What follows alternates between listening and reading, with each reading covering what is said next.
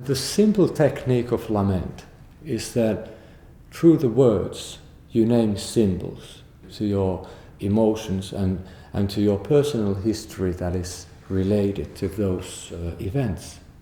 So, and the symbols make it poetry, and the poetry makes it global. It's not, there isn't such a thing that a personal grief. It doesn't exist. Every grief in a world is global. We can find a relating point to every single grief in a human life, and that's actually what makes us human. What defines humanity, in my opinion, is the capability to understand other person's grief and other person's emotion, other person's worldview. That's what makes us human, to understand and to relate to grief. Often in a group, we usually have from 8 to 12 people in a group, and each one in a group makes their own lament. Often there is a situation where someone sings a lament about their personal issue. There are several people in a room who start to cry. They share the physical tears out of relating to the same grief. So there isn't such a thing as a personal grief. Grief is always universal. It's our shame of that emotion that makes it personal. The shame is personal. And of course shame can be global as well, but shame is the distinctive line that creates an illusion that our grief is personal and it happened only to us and it doesn't exist and we are ashamed of it.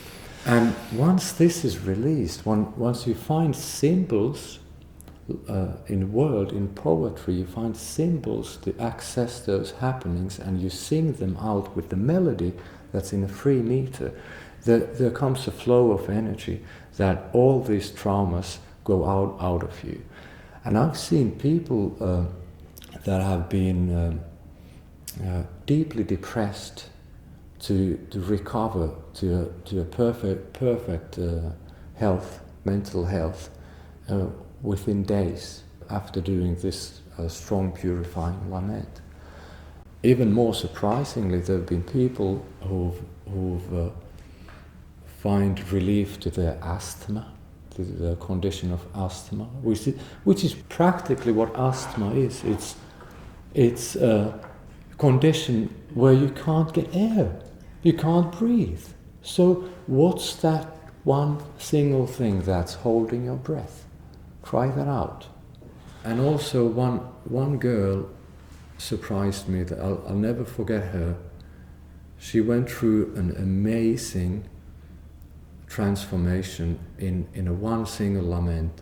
In the beginning of the day I asked, what is the set point of your emotions? What is the single emotion that you spend the most of the time in your day?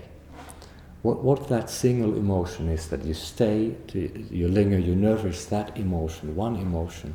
She said it's fear and guilt, self-guilt, self-pity and fear. And she did a lament where she transformed all the emotional states.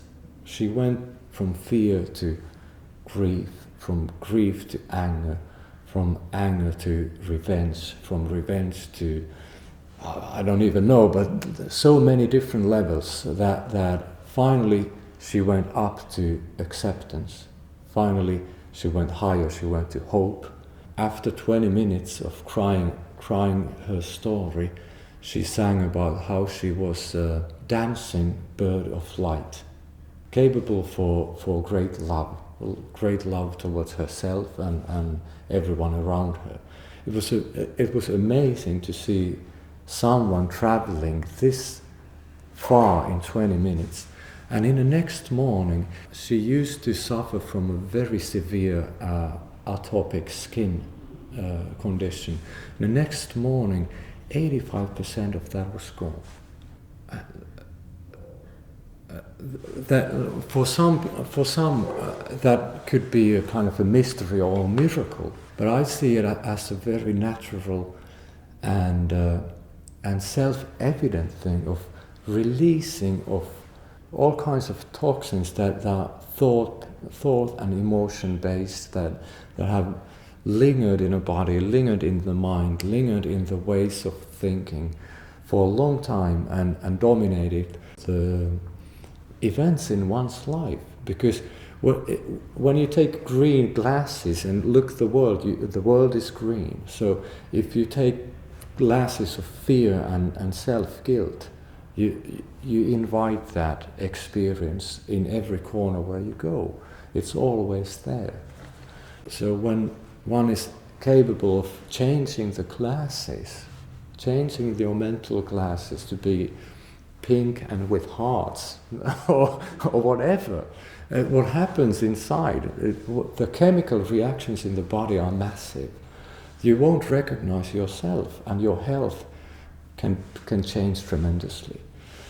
And that's the power. That's the power of art, and that's the power of self-empowerment, and that's the power of music and symbols and being in the brain state where the symbols take action.